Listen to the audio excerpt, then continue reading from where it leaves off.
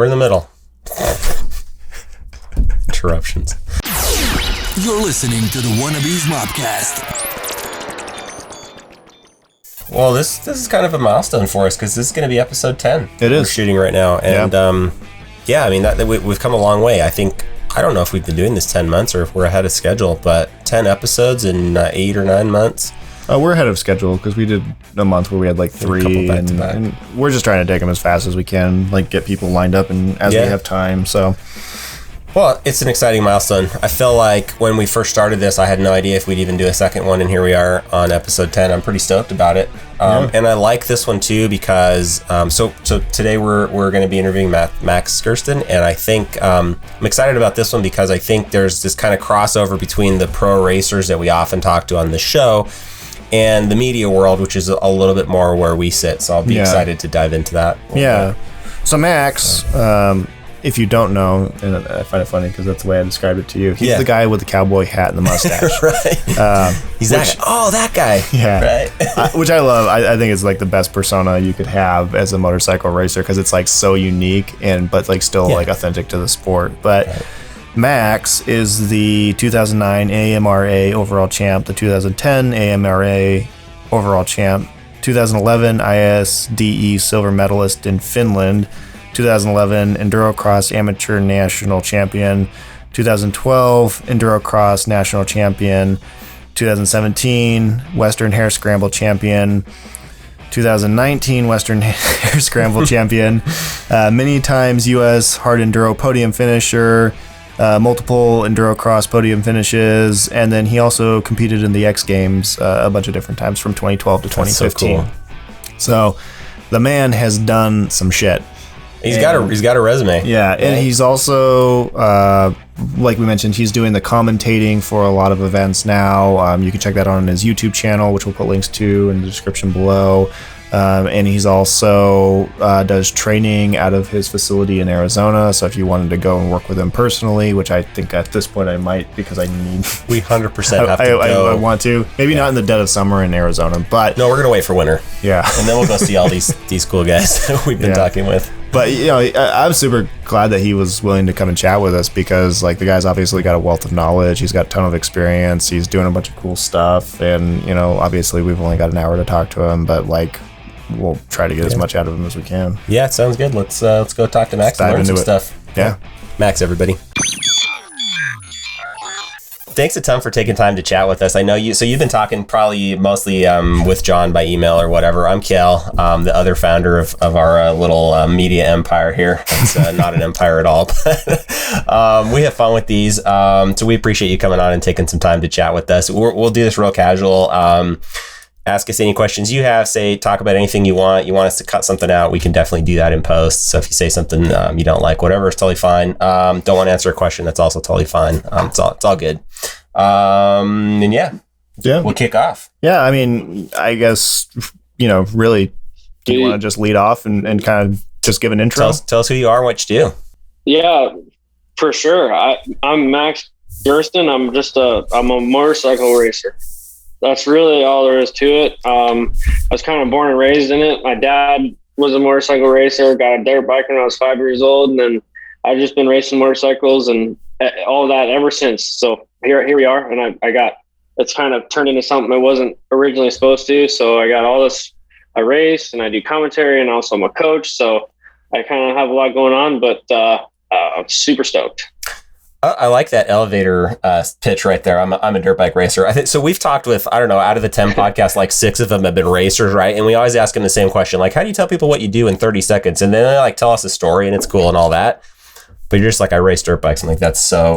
That's it, isn't it? Because John's question is usually like, how do you explain what you do to people who don't know much about dirt bikes? But I race dirt bikes. I mean, everybody gets that. Like, that's awesome. Yeah. Depending on the crowd, I'll just say like, or whoever it is, it's like I race dirt bikes or motorcycles. I mean, right. It's hard to explain the whole thing. So I keep it simple. For sure.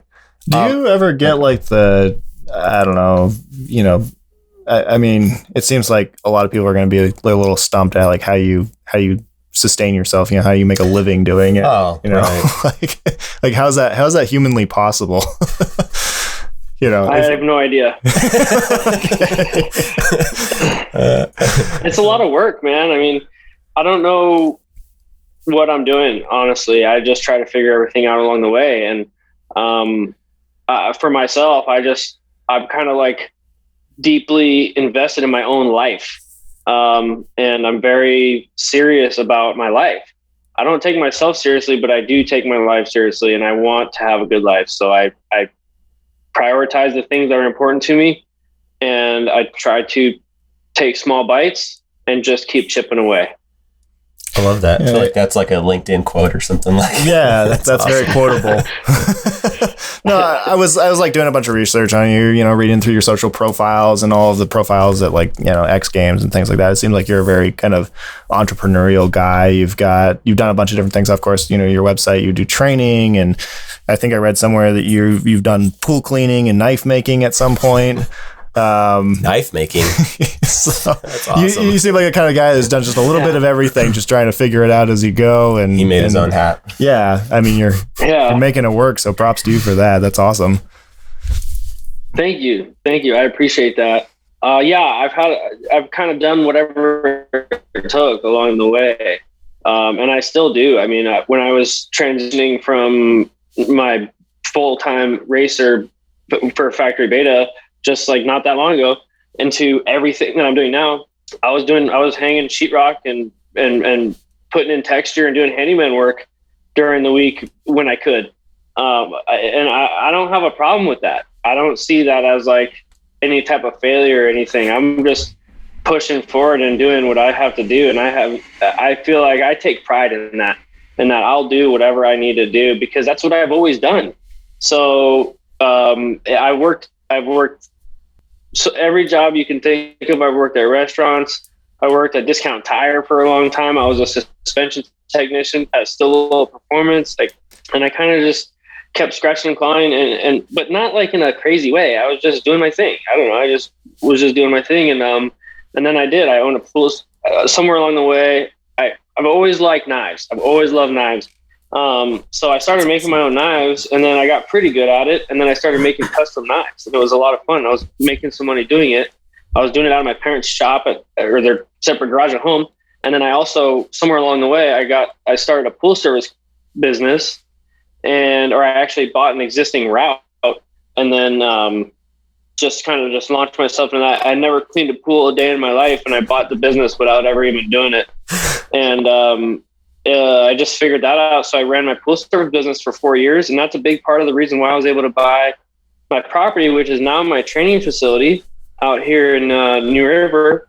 And then that eventually got to the point where I didn't really need that so much because I was doing fine financially with racing. So then I just went full-time racing for 3 or 4 years. And then now I'm kind of transitioning onto like my next chapter of life and entrepreneurship as we speak.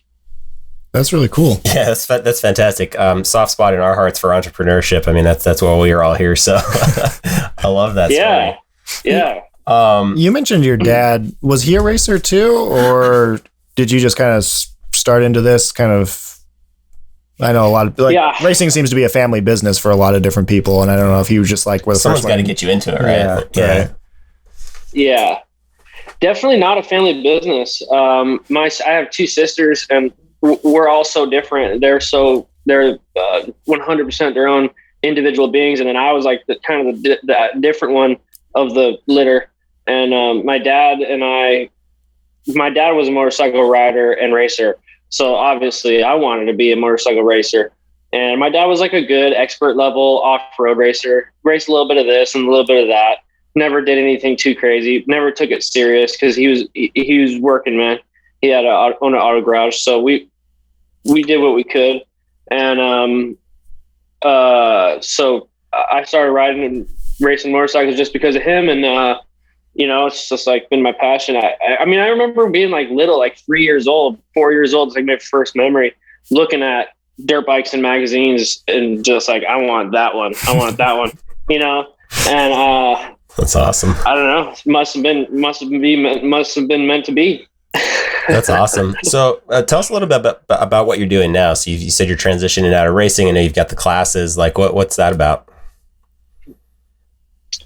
Yeah, so I have a facility out here in New River. It's just my property that I bought. I've had EnduroCross tracks on it over the years, and right now I have my EnduroCross track on it. So it's kind of like my own private little facility. I got pretty decent faculties over there. I have like a part-time operator, and I also have like, it's 5 acres, and then so probably 3 or 4 of the acres is dedicated towards all training and lessons. So I have a flat, smooth area for intro to dirt classes, and I have like 8 rental bikes, like TTR 50s and CRF 50. I have a CRF 50, a couple 110s, TTR 125s. I just sold a 230. I have a 230 and another Beta 125 4-stroke. So I have rentals for the whole family and a whole area and a beginner course around the property dedicated to just that. So I do a lot of the intro to dirt clinics. So that's what I focus on lately, because they're easy and they're fun and people have a great time, and it's awesome. People always walk away with a smile on their face. So that's what I'm doing. But then I also have like a series, like a lot of different obstacles. I have like a whoop section, and then a little rocky wash, which is actually an actual rocky wash on the property, and log setups. And then I have a bunch of cones, and I do different cone drills for existing riders and racers that want to get better. So I'll teach a lot of different types of classes, A classes, B classes, C classes. Or like this last weekend, I had a AMRA preparation clinic, which is AMRA is a local series. So there's a race coming up. So I did a AMRA preparation clinic, and I just basically shared with those guys like what my mindset is, and my nutrition kind of thoughts, and my like how to hydrate, how to get the right mindset going in a race. And then we did a series of a whole bunch of drills and different runs, and everybody was super stoked. So all types of different things is kind of what I'm doing over there. That sounds like a lot of fun. Sounds like we got to come visit. I got to learn how to ride a 50 for one thing. That can probably help me. Yeah, come on by anytime. We'll do like a 3-person clinic. That'd be sick. We actually have been talking really seriously about getting out and doing a class at some point, and we also want to do a little bit more traveling. So I think that'd be super cool. Yeah. We got to make the rounds and actually go meet all the people we get the chance to talk to. 100%. 100%. You got to do a van build, man. Yeah, that's we're talking about that too. Yeah, it's on the horizon. I'm really tempted to start mine. Yeah. I'm in the middle of one right now. I'm kind of redoing my van, so that's why I said it. Yeah. No, we need to get there. So we run this little business, and that's actually been growing and takes a ton of time. So I'm trying to get away from that. So that's part. This business. This is part of it. I don't want to make it too much of a sales pitch, but we actually make chin mounts for GoPros and action cameras. So we have a whole line of those. We sell them. We have an online store and everything. What are they called?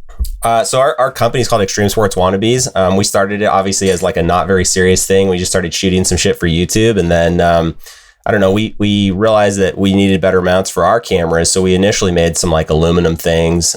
John's the mechanic or engineer behind that. But we made them for our own use, and then we were pretty quickly like, man, these things are pretty cool. Like maybe we could sell these. And so today we 3D print them, custom make them for a bunch of different dirt bike helmets. We got like 60 different models and growing from there. But wow. Yeah. So it's a whole thing. And then we have like a YouTube side of our business. So we're trying to grow out the YouTube side. So we do videos, and we're not that big, but then we do this podcast, and that's been growing a little bit too. So we have a lot of fun with it. It actually kind of started as a joke. The podcast was like, we said like, hey, what if we could get Graham Jarvis to come onto our podcast? Like, wouldn't that be cool? Like if we were going to kick off a podcast, we would want to go big. Right. And so we were like, okay, if Graham says yes, we'll start it. And we had no idea what we were doing. And so I hit him up on Instagram and was like, hey, Graham, we want to start a podcast. We'd love it if you'd be our first guest. And he was like, yeah, that sounds like fun. And then he like gave us like the 2 thumbs up emojis, and that was like the extent of that conversation. And he came on with us and was like, hey, like he talked to us for an hour, and that was cool. That's basically how the podcast started. And we were so starstruck. We were like, oh my God, is this real? What do we say? No kidding. And now we have a podcast, and we've been doing this for I don't know, 8 months or something now, and having a ton of fun. So wow, good. That's awesome. Good for you guys. I got to check out the chin mounts, actually. We'll send you some. I'm curious about those. We'll send you some. Okay. We'll be happy to do that. For sure. That's kind of like as the media guy at the Hard Enduros now, because that's my other thing I got going is I follow the riders and do commentary and shit. But that's a really good way to mount a GoPro because you can get really good audio from the voice, and it's just overall a good way to mount it. He's making our sales pitch for us. Yeah, no, I mean, we gotta hire this is him. what we tell everybody. We'll definitely send you a bunch of them, though. Yeah, we owe you some mounts. We love feedback too. We're very like we 3D print them. It's like boutique, manufacturing. We make them here in our shop and everything. So it's a ton of fun. But we're not too serious about it. Like we take the business seriously, but we love feedback and all that stuff. We have thick skin. So. And that's all you guys. This is what you guys do. This is your business. This is it. Well, so on top of working full time, we still work day jobs. We don't make enough to quit just yet. But we're getting there. So good for you guys. Yeah. It's the dream. It's the dream. Honestly, we have a ton of fun doing this along the way. Like starting this podcast is one of the coolest things because we get to talk to guys that are doing way more interesting stuff than us, and just having that access has been so much fun. So we're stoked. Cool. I mean, what you guys are doing is interesting too. Like I'm enthusiastic. I don't mean to like change the subject, but we're happy to talk chin mounts. We I'm enthusiastic about it because I think I feel like I see so much room for opportunity throughout all industries.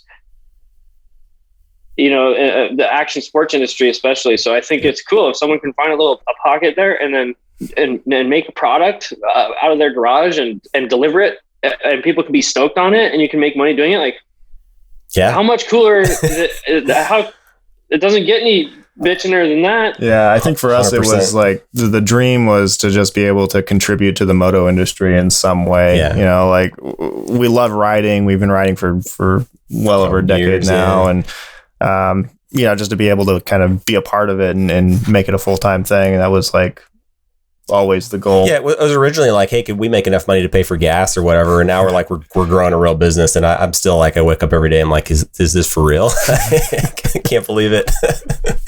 So you guys are just like, I call that being like deeply involved in your own reality. Like really committing yourself to your own life and doing something, taking it seriously and setting goals. And it's like, oh wow, this is, once you get a little momentum and it feels good. Really good. Once you see the snowball starting to form a little bit, you're like, wow, that kind of is a real thing. And you don't start being so sheepish about calling it a business. No, like it was an investment business for a long time, but these days, like it's paying its own bills and we're growing the marketing and it's like all coming out of revenue. And that's a pretty cool place to be. Like we've basically stopped pumping money into it and it's like self-sustaining at this point, which was a cool, like that happened in the last few months and that's been exciting. So yeah.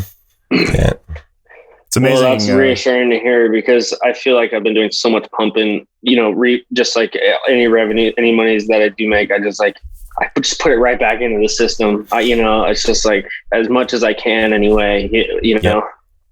I mean, that's how, so like we, all the revenue that came in for the first, year, like went straight back into marketing or development or, supplies and equipment, whatever it took. And we were also adding quite a bit out of pocket. And it's nice to be at the point where like the business is actually sustaining its own like product R&D and marketing at this point, which is awesome. So like we're not pulling cash out yet, but the fact that it's like a self-sustaining entity is just so exciting for us. Yeah, good for you guys. That's awesome. Yeah, it's been super cool. And you said something earlier about like deeply investing and like taking your work seriously, like not yourself, but your life. And I think I just like so connect with that because I think that's kind of how we got to this point. So definitely. Yeah. I think that there's really something to be said for that. I mean, I think especially in a world where there's so many distractions, there's so many distractions and like those distractions really do pull you from your own reality. If you let them. So to be just deeply involved in your own existence, like your day-to-day stuff, like what are you doing next?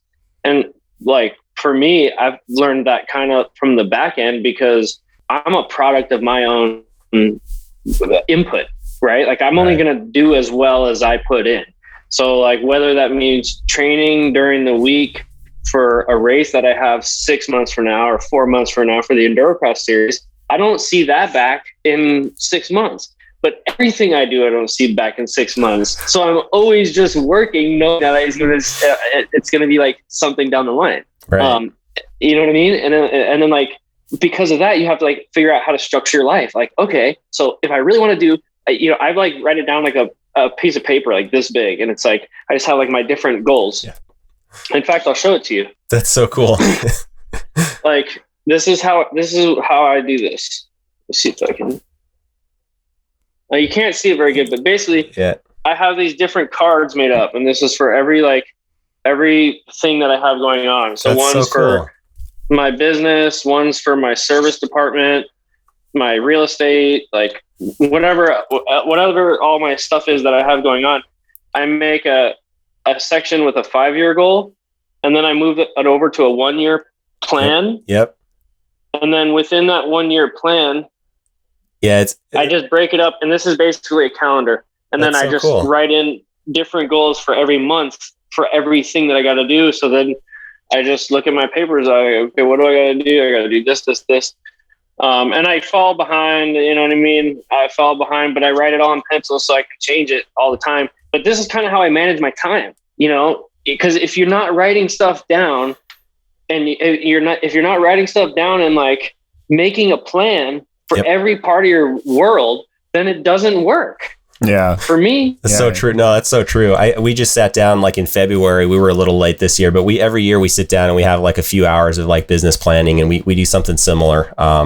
Just write out like what are our goals, and then kind of backfill like, okay, if I want to be this number of followers or this number of revenue or whatever, like what do I have to do to get to that point? And I've always kind of wondered that from like a racing perspective. You know, for us, it's like, okay, I work my day job. You know, I'm pretty self-directed there, but like you have, you know, a schedule that you keep. You know, you work by a calendar. You're just going, you know, through the day to day. You know what your tasks are, and it's very task oriented. Somebody assigns it to you, right? Like, right. That's the easy part. Yeah, and then you go and you switch gears, and you're like, okay, now I'm, you know, a business owner and I'm doing my own thing. And then you have to like figure out how to create your own tasks and how to be self-assigned. And like, it seems like all, you know, at least professional or aspiring to be professional racers are doing that same thing, because they have to put in the work. They have to have the motivation. They have to be individually motivated to go out and do those things in order to see the success on the track or in the race events, and like actually make it to the podium, right? Like, you kind of have to be an entrepreneur in a sense to be like a good professional racer. Like those two kind of seem like they go hand in hand. It's so funny that you say that, because I 100% agree with you. I think that guys that are good motorcycle racers, if they're like on the verge, like, I don't know if I want to keep going, or, you know, I'm kind of done racing. There's a part of me that always wants to motivate them to keep going, because if you keep racing and you keep figuring out ways to get better at racing a motorcycle, then you figure out ways to be a better person in all aspects of your life. I really do believe that. I like that. Everything that I know about anything is directly related to racing a motorcycle. And I mean that. Whether it's like, okay, I'm going to start a business. Where do I start? What do I do? Well, I need to make a plan. Well, I'm going to make a plan. Let's write it down. Okay, I'm going to have to build a foundation of endurance. I need to build my endurance for the year. So I'm going to do that like January through March, and just build my endurance. I'm starting a business. Okay, I need 3 months. I'm going to be doing this. You just break it down, and you have the ability to kind of put a plan together. And then if you're a really good racer, then you also know the motivation and the desire that you have to feel to put into it to kind of continue fueling the whole thing. So I think that racing a motorcycle is just such a good life experience. And then you can relate things all the way down to the actual moment of racing the motorcycle. You could break it down and the process, how you got there, and then the actual racing of the motorcycle. You could view that the same way. Come out of the gate strong, apply yourself, but maybe fall back. I always like run. I didn't never like leading super early. Fall back, watch, learn, and then move later on in the race. whatever it is, but you can draw parallels in all aspects of life directly to all aspects of racing. Yeah, totally. I love that.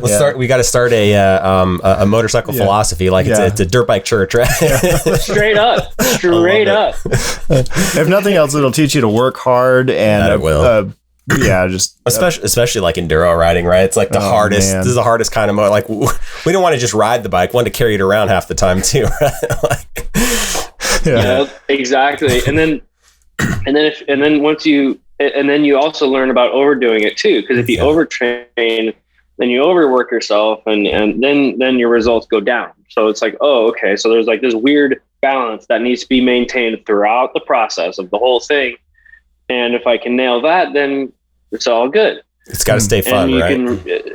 It's got to stay fun. Yeah.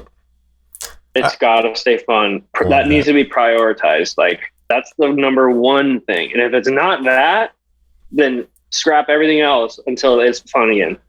I totally see that in business too. Like whenever we like overwork, you're tempted to like, I can squeeze out one more hour or whatever. And like, as soon as it stops being fun, your creativity tanks and the whole thing just starts to unravel. And like, you got to stop, take a break and come back to it later. And like, it's okay to, not get some stuff done as long as you're going to do better. 100%, dude. Yeah.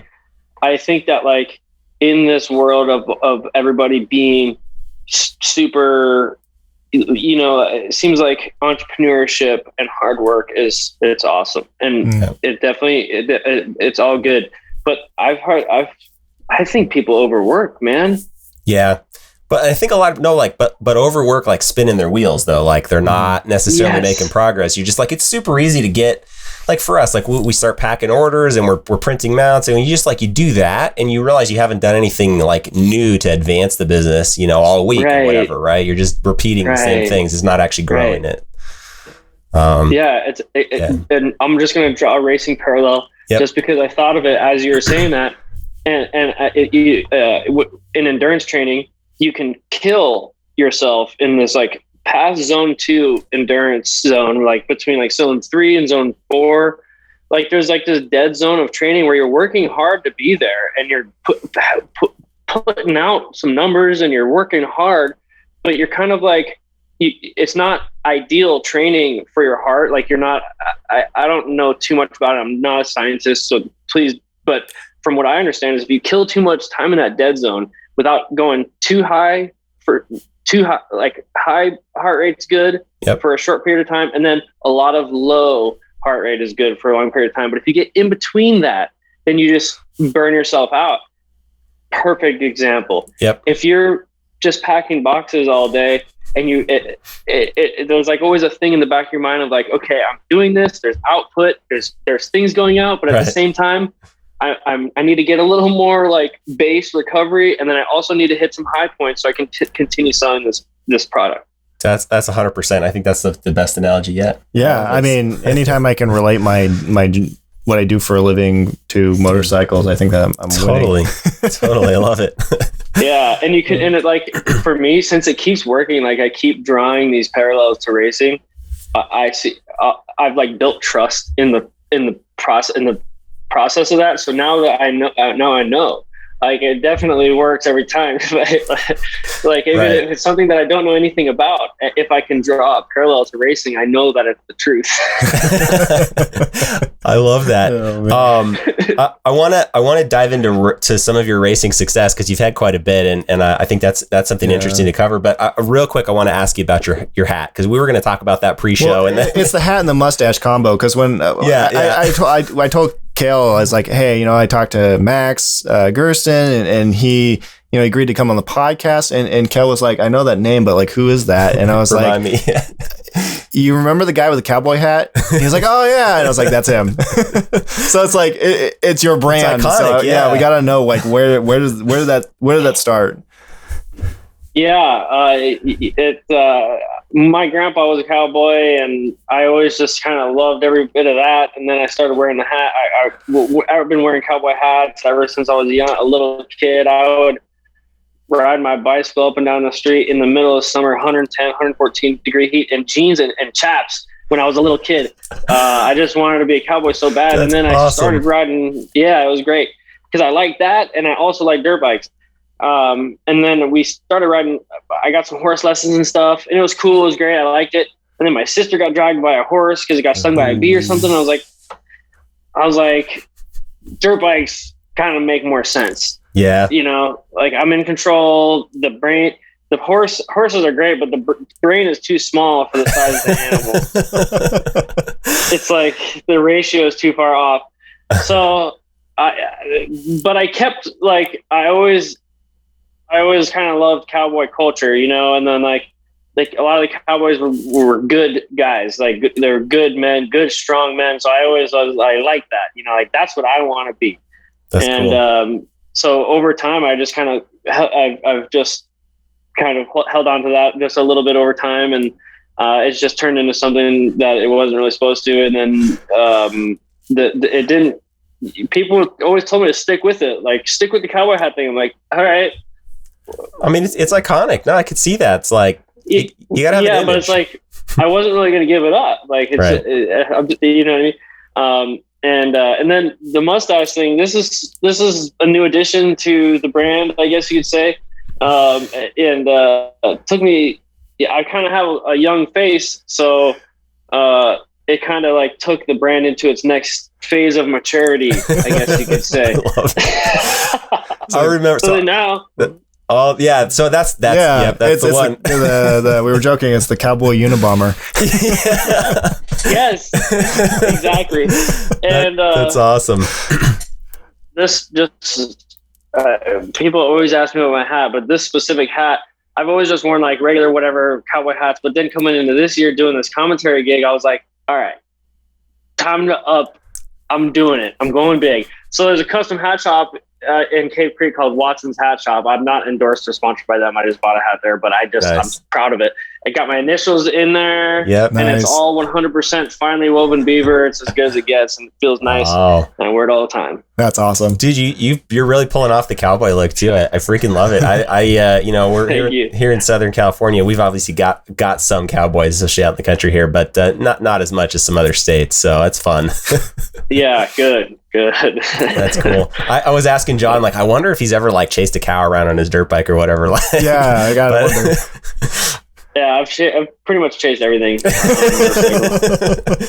I hear you about horses though too. Like I never really got into horse riding, but it always seemed like, man, you got to feed it like every day. My dirt bike, I only have to feed it when I ride it. You know, 100%. Yeah, 100%. Which is my thing. But anyway, but yeah, let's. I don't know, John. You want to dive into racing? Well, yeah. Obviously, you've got an extensive racing background, right? You raced for Beta for a lot of years, and I rode a Beta for a while. We'll talk about that. Yeah. Beta was a sore subject. Oh yeah. Okay. Just shy of being a lemon. But yeah, let's talk about kind of like your racing history. I pulled off your stats off of your website, but like it'd be cool to hear it from you kind of directly, like what you accomplished. I just honestly, at the very root of it, I would say that my background is like local hare scrambles. I grew up racing the AMRA series. I was actually just talking about that earlier. Yep. I kind of grew up racing the AMRA series. I had a lot of fun doing it. I won some like overall championships when I was younger. But I remember when I started off there, I was on a 85, and the series was like a true off-road series, but they didn't have a class for minis. So I raced like the C class or like the C250 class or whatever it was on an 85 for a couple of years. So I never even really raced against a lot of minis growing up, which is kind of funny. Except for like other series, but regardless, I kind of developed a taste for the harder terrain throughout, because I kind of got bored just riding trails. Like trails are fun, but I want more. So then I would ride up creeks and ride up waterfalls, and then there was this. I love that, and then there was also like this Erzberg race. So I'm like, that's really crazy. I don't think I could ever do that, but I could maybe be inspired by it. And then I didn't really like racing other series. I didn't really like racing Works. And I didn't like those like NGPC, those like, they were just like glorified motocross races. I liked real off-road races with a lot of elements, reading the terrain. So anyway, down the line, I went to ISDE in 2011. I got a silver medal there. I raced the Rocky Mountain Enduro circuit in like 2010 or 2011. My dad and I just did it out of a van. We did that just kind of just doing whatever we could because we didn't really want to race any of the other series. So we went and did that one, and it was awesome. I think I got second behind like one of the Schaefer brothers, Cody Schaefer. I don't know how I remember that, but yeah. And then things just kind of, after ISDE, I was racing some local stuff, and then I was working as a suspension technician, and things just kind of, we just kept racing and just kept keeping it fun. And we would go do EnduroCross. And I remember when, like, I was a good racer, like locally speaking. But I started racing EnduroCross, and then I remember I raced EnduroCross for a couple of years in the amateur class, and I wasn't, very good. And then I remember one year I really wanted to do well, and I didn't qualify for like an amateur main event. I think it was in 2011 actually. And I remember it flipping a switch, like, oh, nuh-uh. Because it almost kind of scared me. It like scared me because it felt so shitty. I like didn't like it so much. I'm like, I never want to miss a amateur main event. So then I just trained all year that next year. I didn't know what I was doing, but I was just riding a lot. And then I ended up winning the amateur class the next year or doing much better, whatever it was.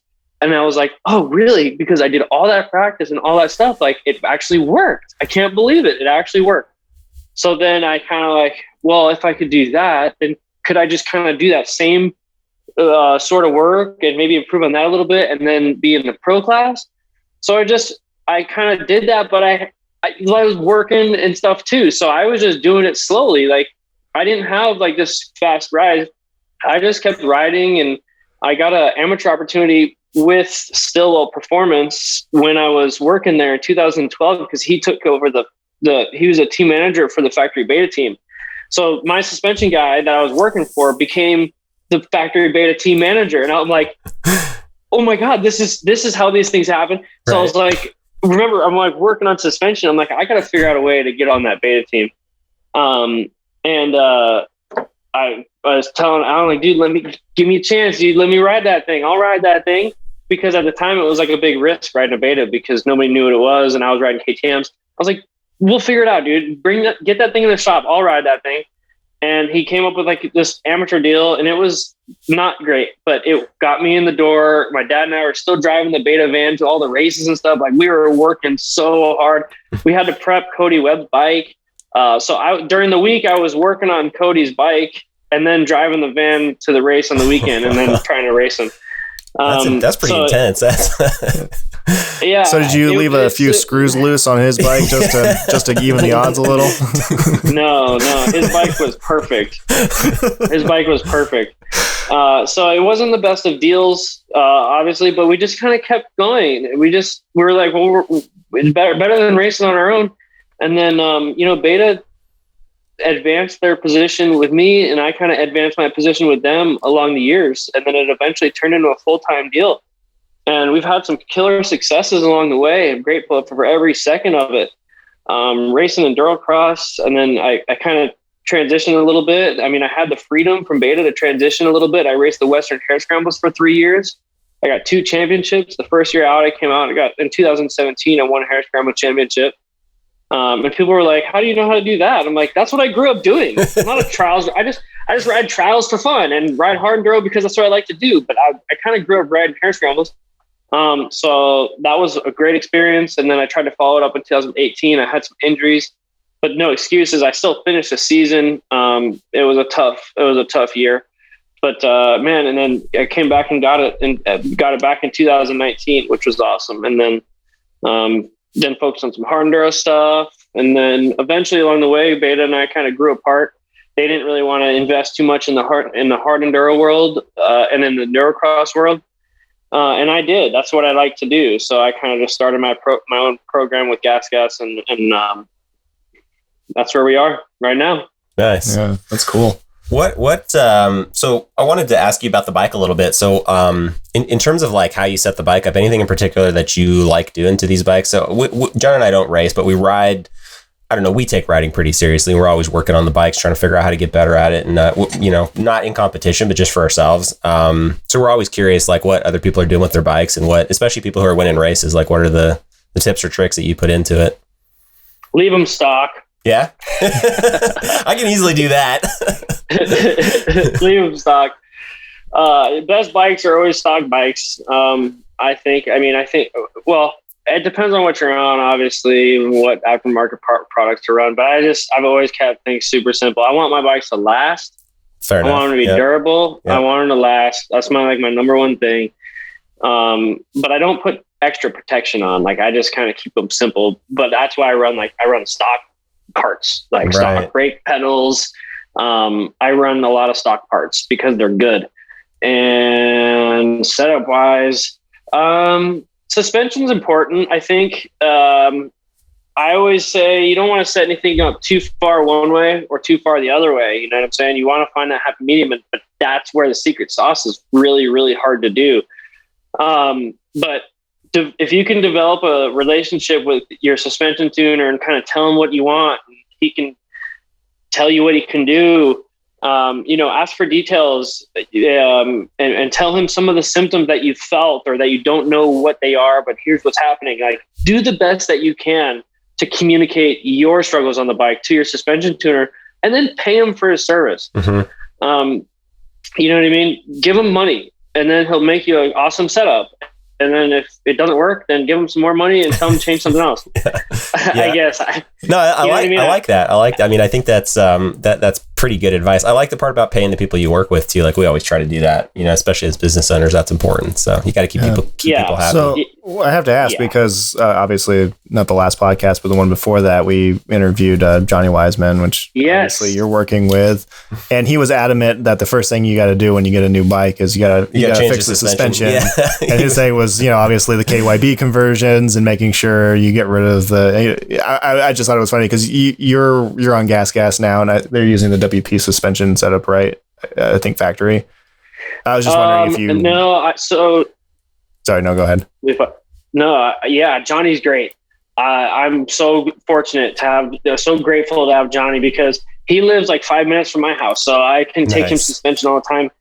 And with that being said, I haven't even needed the convenience because every time I ask him for a setting, he just gives it to me and I like it, and then I run it for like the next 8 months. It's like I've never brought us a set back to him and been like, "Hey, can we do this?" We slowly improve our settings over time. Like, "Hey man, I want to try this."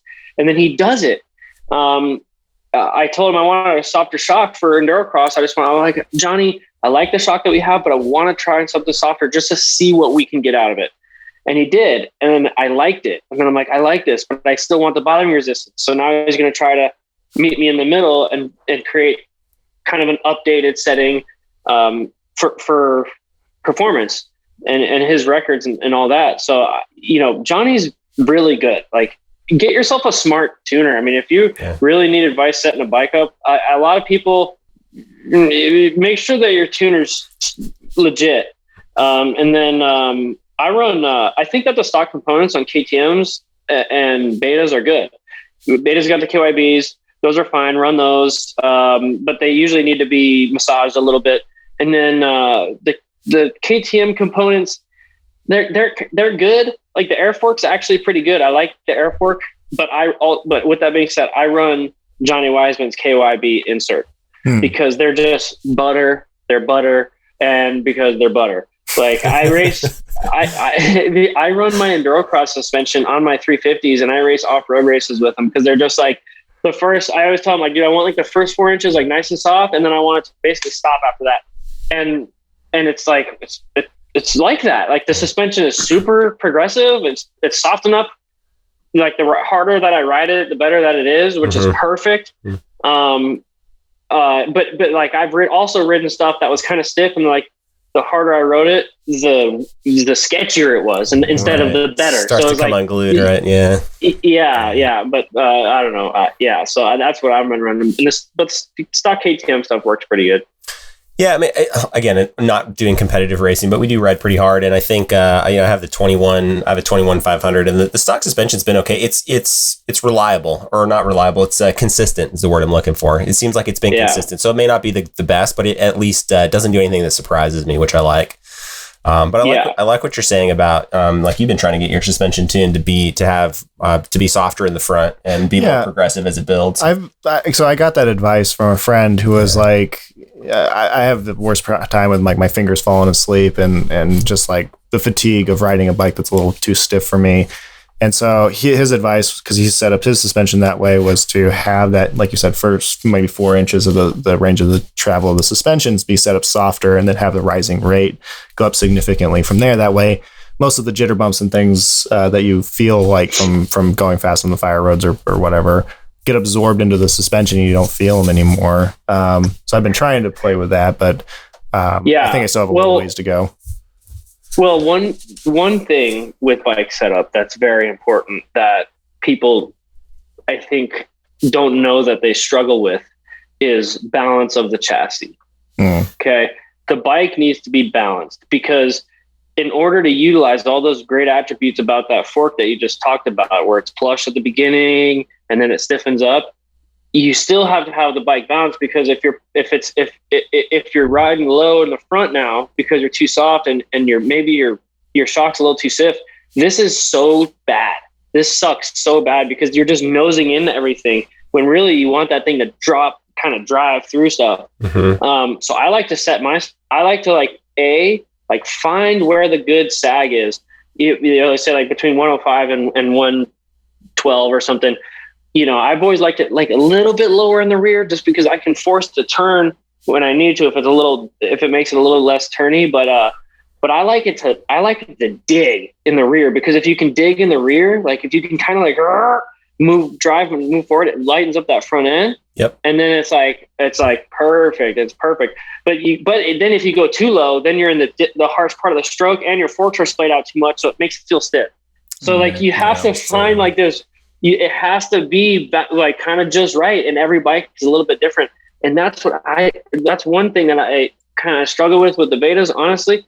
Not trying to throw them under the bus or anything. We had a great setup for years, for sure. But I kind of always struggle with the balance of the bike on the 2-strokes. The 4-strokes I never did. It was only on the 2-strokes where I ever struggled with balance on the bike. The 4-strokes, it didn't seem to matter. They were kind of just always good and always stable. But the 2-strokes, I was always messing with it, trying to figure it out, it seems. But the bikes were still good, and they still took us to some really good rides, obviously. But with that being said, I feel like all 2-strokes especially struggle with the balance. The gases have been great. I love those bikes too. They're nice and soft, or I can get pretty easily what I want out of them without doing a whole lot. And does that have anything to do with engine characteristics, or is that just like the geometry of the bike, or is just the suspension? What do you think that comes from?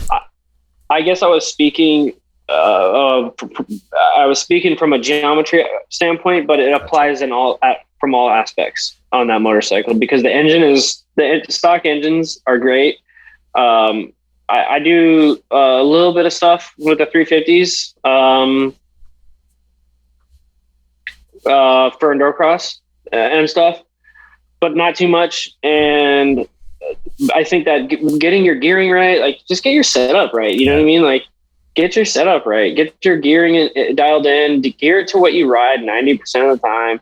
I like to gear my bikes down a little bit usually, except for off-road racing. I gear them back up for that. But get that chassis balanced. And that's the other hard thing is about chassis balance. Like if you go soft enough and your stuff is balanced and it's nice and it's smooth and it's soft and it's good at this speed, then maybe you go to take that to like a desert race, you go a little bit faster, then it's going to be a little too soft. You're going to feel out of balance, but you kind of got to deal with it. The 2-strokes do seem to be harder to like easily find that balance for me.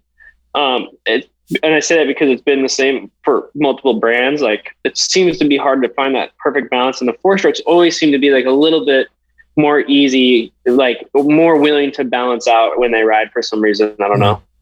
That's interesting. I wanted to ask you too, since you do a bunch of training too, like what are there any, so like setting the bikes aside for a minute, are there any like techniques in particular that you think are super important? Like, I ask that question a lot on this podcast, and sometimes guys will tell me, like it's about endurance or it's about clutch handling, whatever. Like where would you start? At the fundamentals. What do you mean by that? All fundamentals, man. All this sport is a series of fundamentals. And then once you have your fundamentals, you can stack on top. But until you have the fundamentals, you don't got nothing.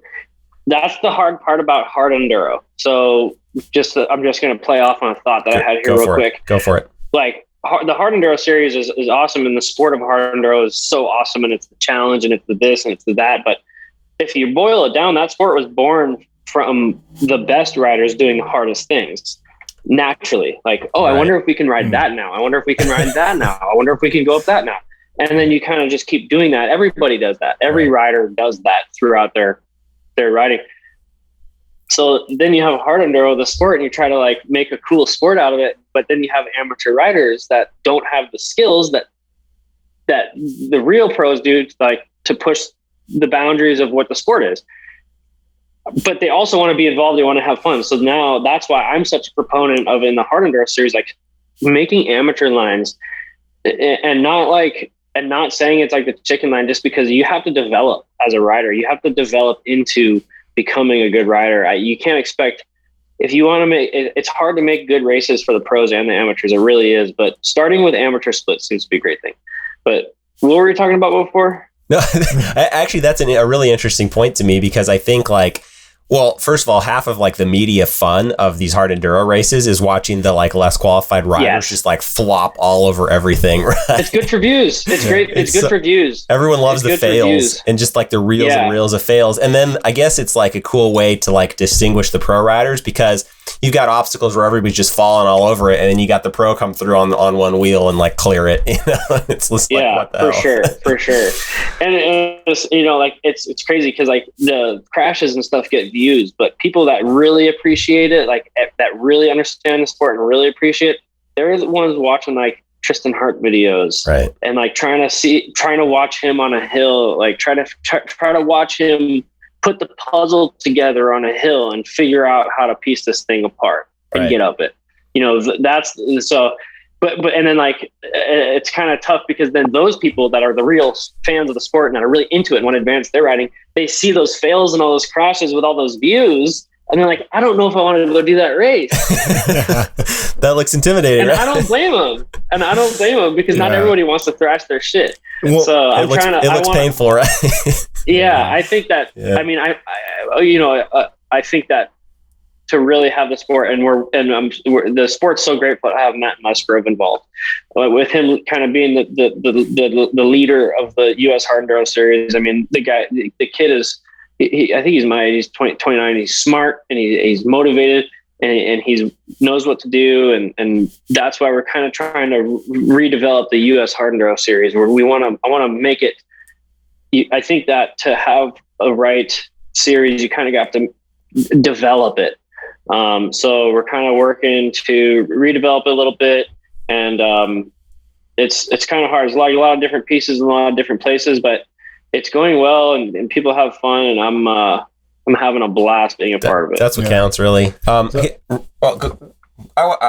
more follow-up question, and then I'll let John talk. I do this to him every time. I wanted to go back to when you were talking about fundamentals, and I'm wondering if you'd really quickly what goes on that list for you? Like what are the things you'd consider to be fundamentals, real quick? Yeah, I'm glad you asked that, because I knew that there was something else that we were talking about before, which got me off on this tirade. Fundamentals, like body positioning and understanding body mechanics, and how it affects the bike, and more so for your safety. I think that like I see a lot of people with like improper body mechanics, like they're hinging at the wrong spots. So you want to make sure that your back is straight and your butt is out and you're engaged through your glutes. Okay. We don't want to engage through, we don't want to push our knees like onto the too far forward on the shrouds, like, because then we don't have the strength to do bigger stuff. So we want to engage the bigger muscles in our body and understand the mechanics and why we keep our elbows up. And I'm not trying to toot my own horn here, but getting a good coach isn't a bad idea. Like if you can find a rider, even if it's just like a rider in the area that's like looks good on a bike, obviously has his shit together, like maybe even ask him and talk to him and ask him for like a little advice if you feel like you need it. Yep. But getting proper body positioning is huge. And then the fundamentals of looking where you need to go. That seems to be that's the biggest one, is learning how to use your vision.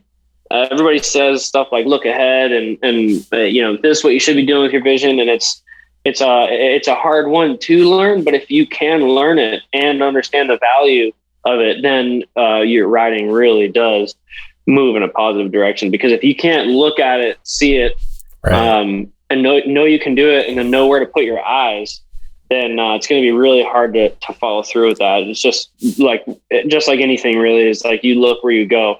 And with riding a motorcycle, especially performing more technical aspects of the sport, the looking where you go, it becomes more and more and more and more important. And the better and better you get at it, the more things that you can do. And then if you have a foundation of clutch, front brake, and throttle control skills to back all that up, and then you also have an understanding of how to weight the foot pegs, like what weighting the foot pegs does.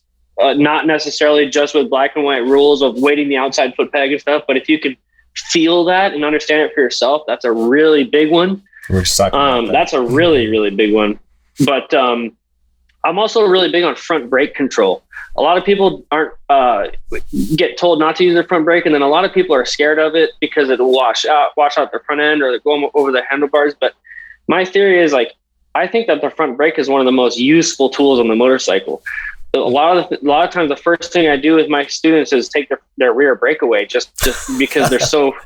I'm nice. Serious. I'm like, you're gonna hate me, but I'm gonna take your rear brake away, and then later I put them through brakeless drills. I say, now you get no brakes, and that's when they learn how to ride the bike properly, down to like a tempo level, like learning how to ride the turn properly and stuff. Seems to help a lot with that, and it also forces you to do a lot of things right. Interesting. So I'm interested in, I try a lot of things, like with a lot of students, and kind of see what works. And I've kind of developed a little bit of a system around that mentality. And man, I love seeing like these riders. Like, I get such a kick out of it. Like, if I work with you guys, I don't know what your riding level is, but like if I could work with you guys like 4 times and like do a 3-hour class with you 4 times, I feel like I could almost guarantee like a level of riding jump. Where can I sign up? maxoffroad.com. I'll be there. No, I in all seriousness, like, we've definitely been talking about, like, I mean, we ride all the time. Like, we ride every weekend as much as we have time to. But it's and like we built a course here. We're definitely like training and practicing, but it's gotten to the point where I feel like I need somebody to watch me and tell me what I'm doing wrong. And there's the evolution of it seems to be riding for fun, right? Training to get better, and then having somebody who's better than you tell you what you're doing wrong. Because like at some point you learn the bike, you're going to get good at it, or you're just not going to do it at all. I mean, I'm comfortable, and like we definitely are trying bigger and bigger shit, and getting better, and it's looking better. But there's a mentality switch between just riding the bike and training to do certain things, right? Yeah. Like, you can get through just about anything, but if you can ride over something, that's an entirely different thing than just so like when you're out trail riding, it's just about like getting past the obstacle, and so then we like built our track, and now it's like, okay, it's about the obstacle. Yeah. It's not just clearing it, it's like doing it right. That's been a level up for us. But I think now, we need a coach. Good. That'd be cool. No, that's good. I think that you guys are on the right track with that.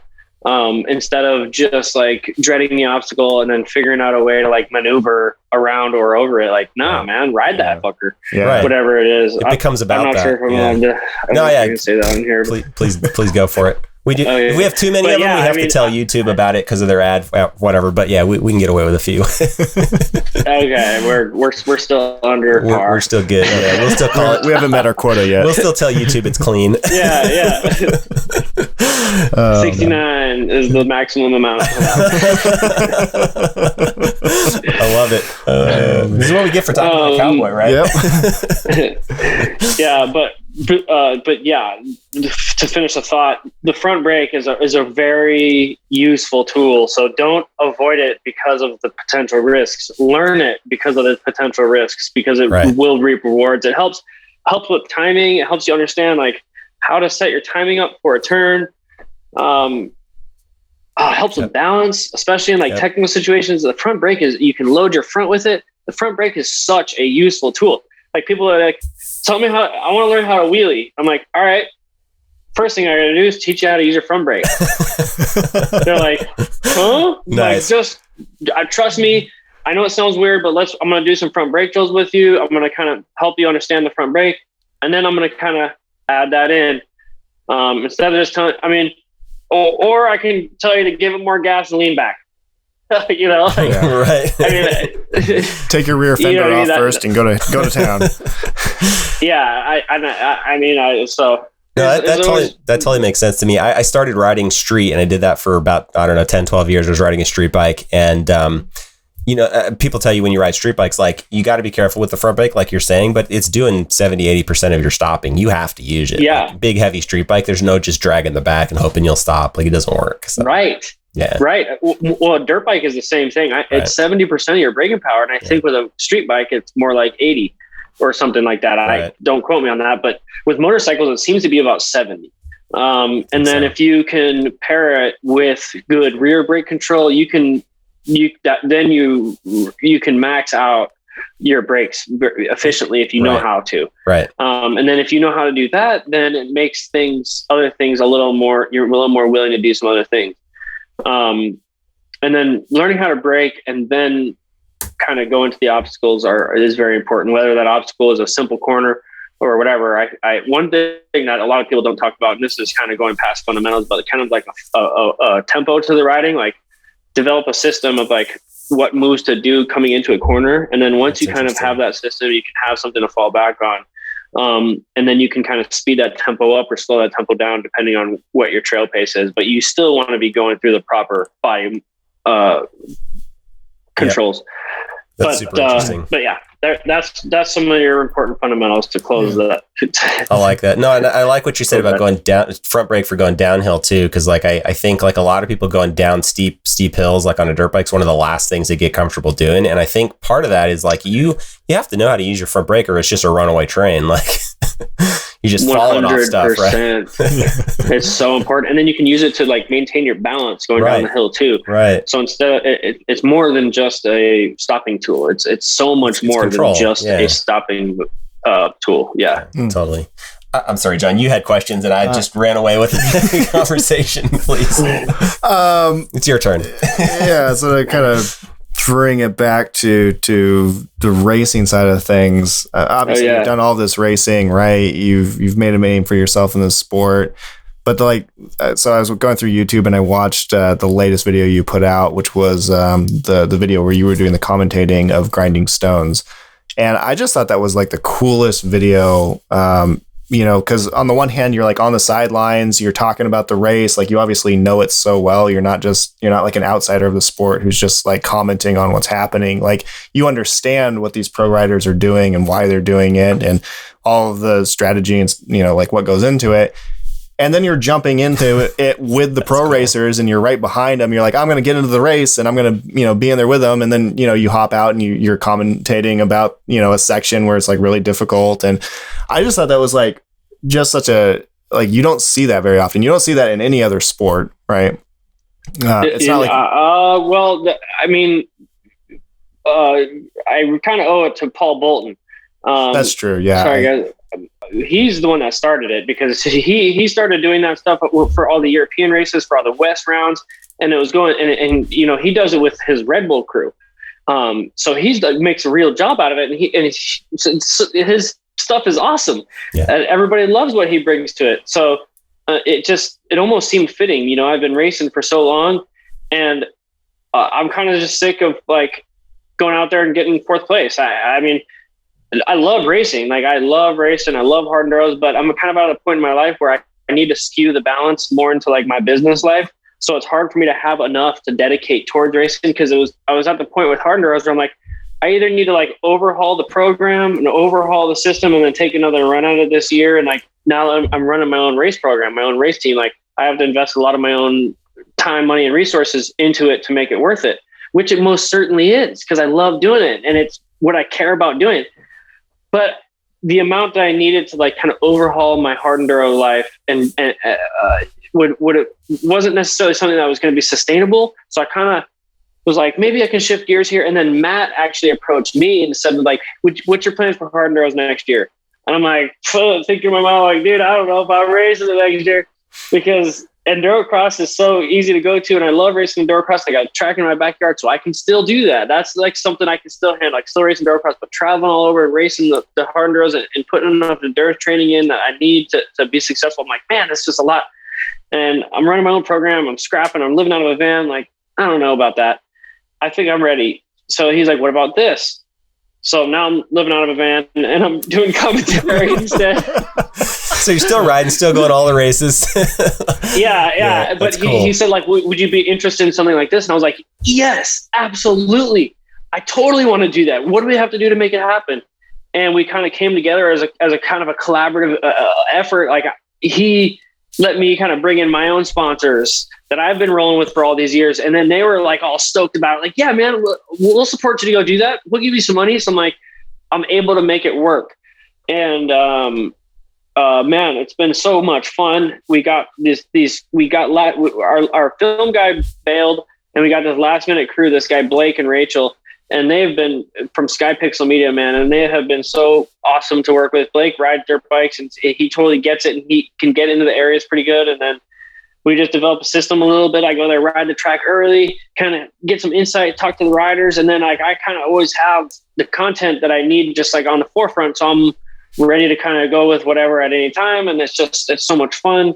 And we're kind of doing it as a collaborative effort to grow the series and the sport of hard enduro. And I'm so grateful to be able to be a part of it. I'm having so much fun and I really enjoy it. So I always hope that I am moving things in a forward direction. And I think that the right people are in place to do that. So I'm having so much fun being a part of it, just a small part. I love that. I just thought it was like cool. Really, it was a new look at the sport, right? Because it's like, I'm so used to seeing it from the sidelines, and I know what you mean by Pubble's been doing this for a little while, but you don't see it here in the States and the American Hard Enduro series. And like, I think when you it's always like stationary, you shoot it from the side or with a drone or whatever. It's like disengaged, right? As opposed to like getting. It's really hard to do. Yeah, it's really hard to do. Like telling, like showing, like if you're going to film a concert, that's a lot easier than a hard enduro.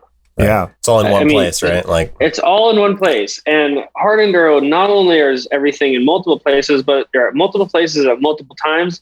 And those places are the hardest places to get to on Earth. Right. Literally, right? Yeah.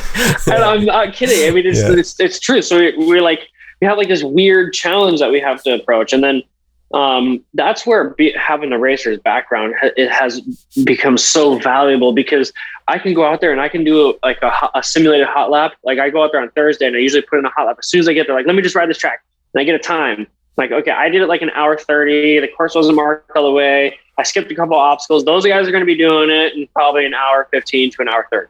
And then we have so much knowledge of that. And then if it's like, okay, there's a cool spot right here that we need to film, like a waterfall or a hill, but there's also a cool spot over here that we really want to get. We have this much time, and now we're going to skip this stuff and we're going to catch this stuff. So we have to put together this little game plan, and you never know exactly what's going to happen. Right.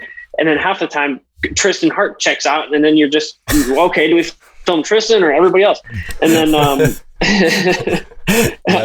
so it's like a fun puzzle to solve for sure. And having the racer's background knowledge to help facilitate it, it's kind of weird for me, because like I am not a camera guy. Okay, I'm not a camera guy. I'm also not a computer guy. So this stuff is like, I don't know what it is to me, but now I'm helping direct all this stuff. I'm like, all right, yeah, can you do that? That's cool. Yeah, it's really cool because you have the ability to just jump in there with the riders. I don't know what part of the race it was, but like you were just like, all right, well, I'm going to jump in here behind this guy, and you were like, riding down the race. It was like you were, in the top five guys. It's so and immersive, through the group, and I mean, how cool is that? That was the coolest thing. Yeah, because you want to see these guys ride, and you can't. You can't get to these areas. You can't get to these areas. So it's not just hard enduro. I've been racing off road my whole life, and you go to the local races, and you're like, all right, Ma, you kiss your mom on the forehead in the morning at 6, and then you see her again at 2, and then you go home. It's like, was everything okay out there? Right. Like, no.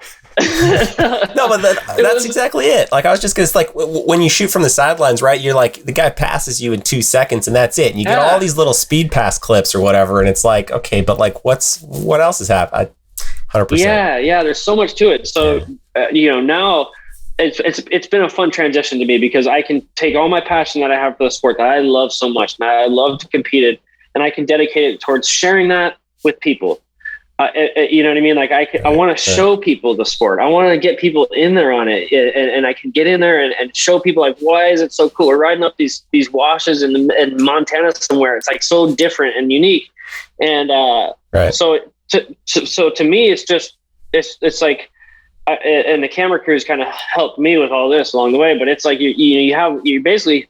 You want to share, you're making a movie out of every race, and the riders are your characters, and the terrain is your environment that you have to work with. And so I've kind of like learned to have a different taste for what the series is. And I'm having a fun learning it and doing it. So I just hope it keeps going. That's really cool. Yeah. I love it. I love the evolution of the sport in terms of like the media side, because obviously we think a lot about the media side and what do you put out and all that. And I love what you're talking about, and I love seeing that happen. Yeah. That's very cool. Thank you. So just kind of hearing you talk about this, it seems like you're kind of in a transition period, right? You've come at this as a pro racer for a long time. You've gotten into the commentary media side of things a little bit, but you're still racing. You're doing the training side of things, which I take you've been doing for a little while now, but you're kind of transitioning, maybe not so much as racing as the core thing, but you're kind of diversifying a little bit. Is that safe to say? Yeah, totally. I mean, I'm kind of evolving myself and kind of involving my life around that too. And, I love racing, and it's what fuels me and it keeps me on track. So I'm still putting forth like a pretty serious EnduroCross effort, which I'm really excited about. But I did realize that, it can't, if I want to have something that I can sustain, it can't be all racing. Right. So I wanted to start learning how to do other things. So I'm racing EnduroCross, and then I started the Max Off-Road coaching program, like all that stuff. And it's taken a while, but it's going, and I'm having fun doing it. And I want to be doing that. That's something that I want to be doing. And this commentary thing is also something that I want to be doing. So although awesome. It feels like a transition, like I'm so grateful for it and appreciative. And then we'll be at the Hard Enduro races, and people are like, don't you wish you were racing though? And I'm kind of like, not really, Yeah. Like, I'm having fun. Yeah, I could see that. Fun. And I think like some of the, I don't know if it's less pressure, because obviously you got targets to hit and things like that. But I kind of feel the same way. Like I was saying earlier, like we really aren't competitive. Like we don't ride competitively. It's all for fun. But I don't know. Like a lot of guys are like, oh, you got to get into racing. Like that's where you would love it. You're competitive enough. I'm like, I don't know. Would I though? I don't know. Maybe. Yeah, I mean, I think that you probably would, in terms of seeing how your skills apply and getting a result from it. That's fair. Yeah. Like I've been working on this stuff in the backyard, and I've been working to progress my skills just for my own enjoyment of my own riding, and I wonder what that would result to.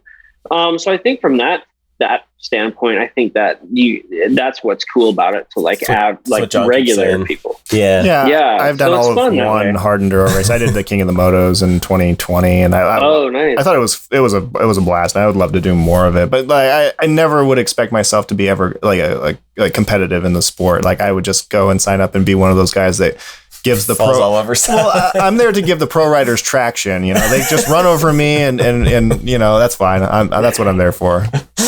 I want to make like a medium enduro class where you can go like ride the course, like, or not.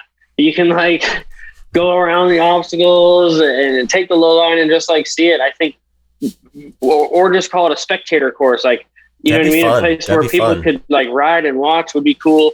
but you also need walking spectators for certain races. But it's. I would love to do something like that, honestly, because like I look at these tracks and like I want to go ride that stuff. I want to do it without the pressure of like pro riders racing past me, because I wouldn't be fast necessarily, but I think I could make the obstacles. Like I want to try this stuff, you know. Yeah, cool. like riding the Hard Enduro course the next day is like, right. Way more fun than racing. That's what I thought a lot about. Yeah, I need to be pumping racing up because it is. But I mean, with that being said, I obviously am highly involved with racing, and there's something about it that pulls me in stronger than just about any other force there is. So there must be something there that's cool. That's maybe I can't describe it, or I don't know what it is, or I don't even know why I do it, but. Right. Maybe it's innate in some way. Maybe it sparks a fire of something else inside of us that we don't know. I don't know. It's a drug for sure. Like you get bit by it, and you're just like, That's partly what I'm afraid of. Like if I start, I do have a competitive side to me, and I'm afraid if I start, then I'll go for it. I don't know. Oh yeah, dude. It'll become a thing. I know what you're saying. Like you have to be careful with your endeavors. That's what I say. Yeah, that's. I have to pick and choose, you know. I have to be careful with my endeavors, whatever those endeavors are, because if I'm going to do that endeavor, then I'm going all the way. Yeah, no, I feel some of that too. Yeah.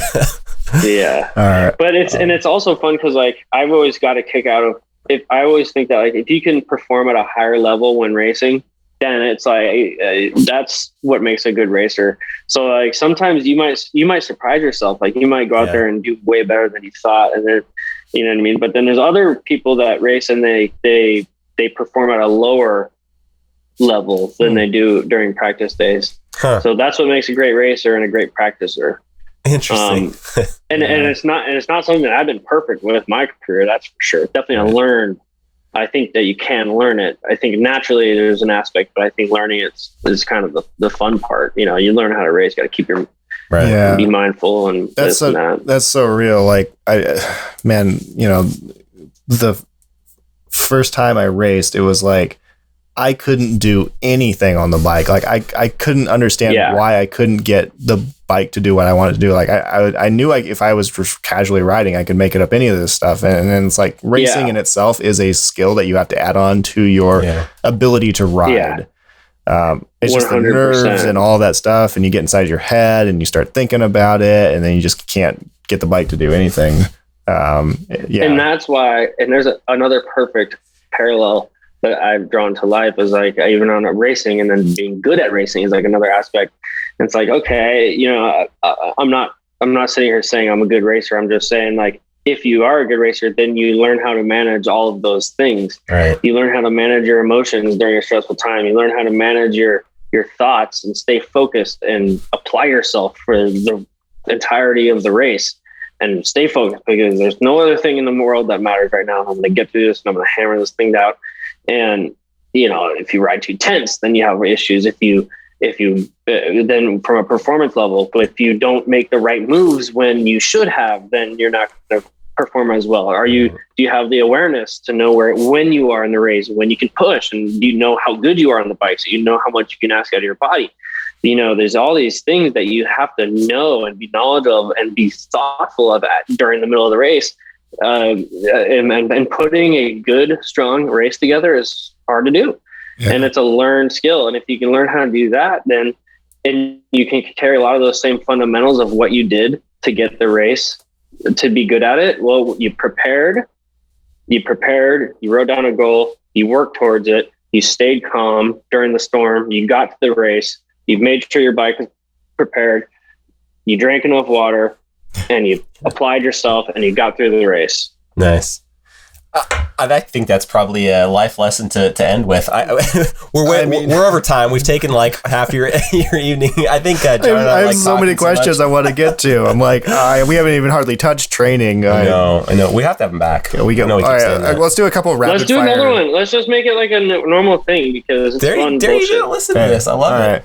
Well, the next round, let's just focus on training, because there's so much there that I think that. I would love to talk more about training, and I'm no expert in the training realm. And a lot of my program, I I hire out. Like I hire my trainer, Jared Becker. He's the fucking best there is. And he's so good. He's so good. But a lot of my training knowledge is just regurgitated from what I've learned from him. And I would be more than happy to share. That'd be cool. Any kind of training advice. We'll definitely invite you back on then, because I think that'd be super cool to dive into.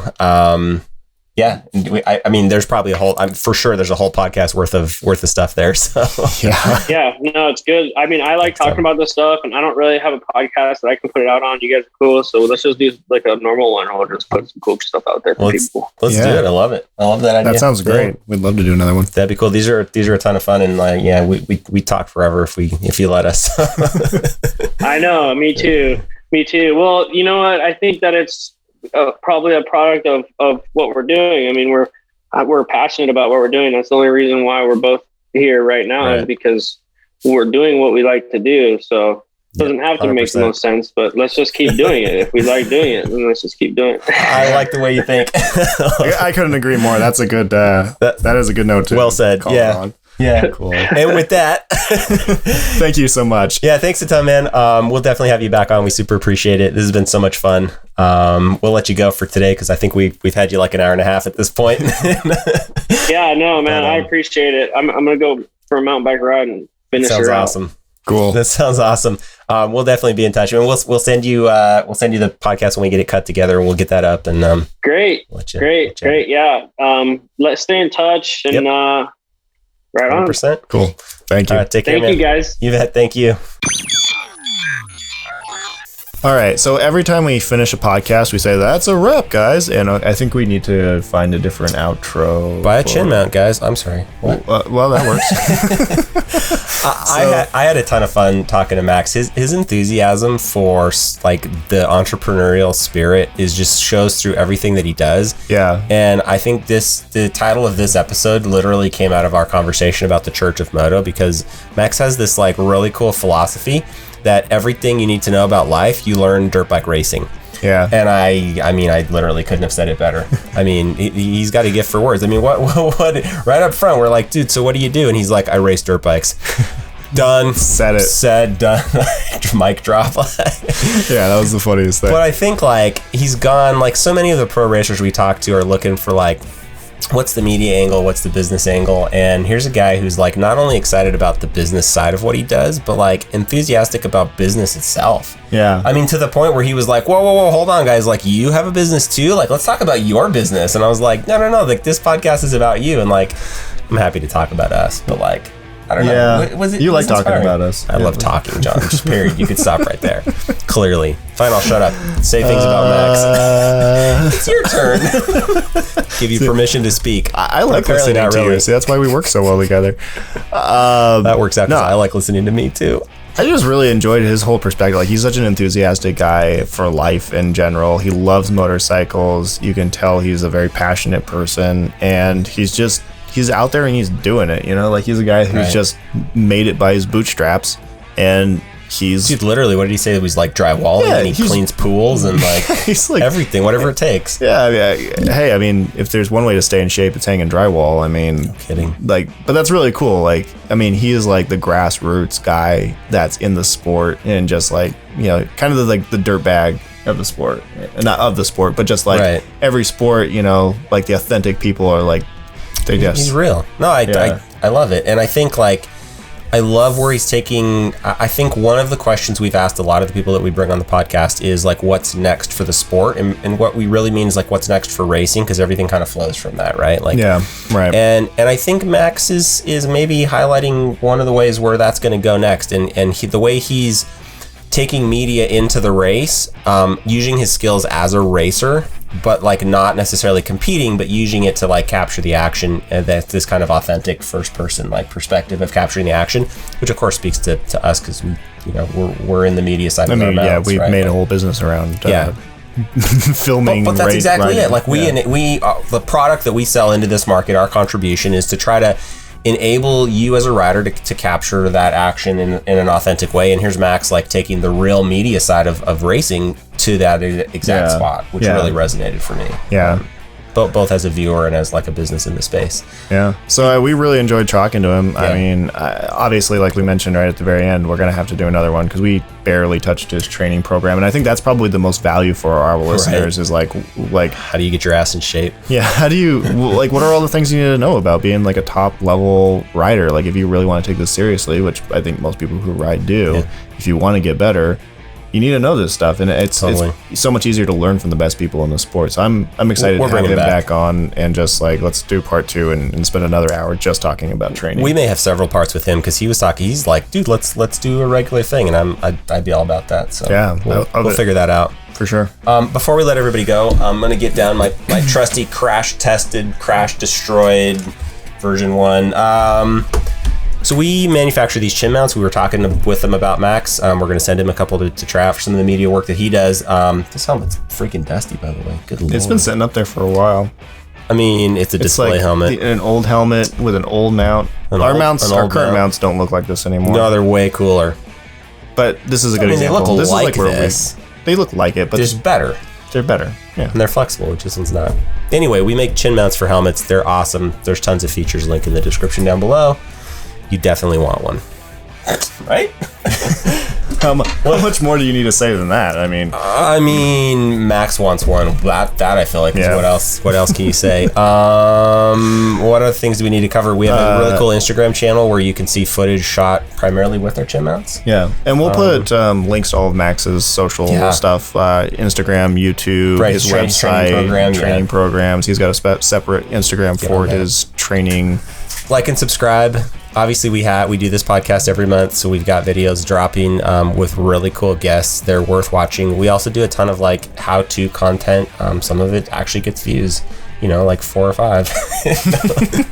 No, some of our how-to videos I think are actually pretty useful. So the 3 people who watch them told us, and you want to catch all those, and we've got more coming. So, yep. See you next time.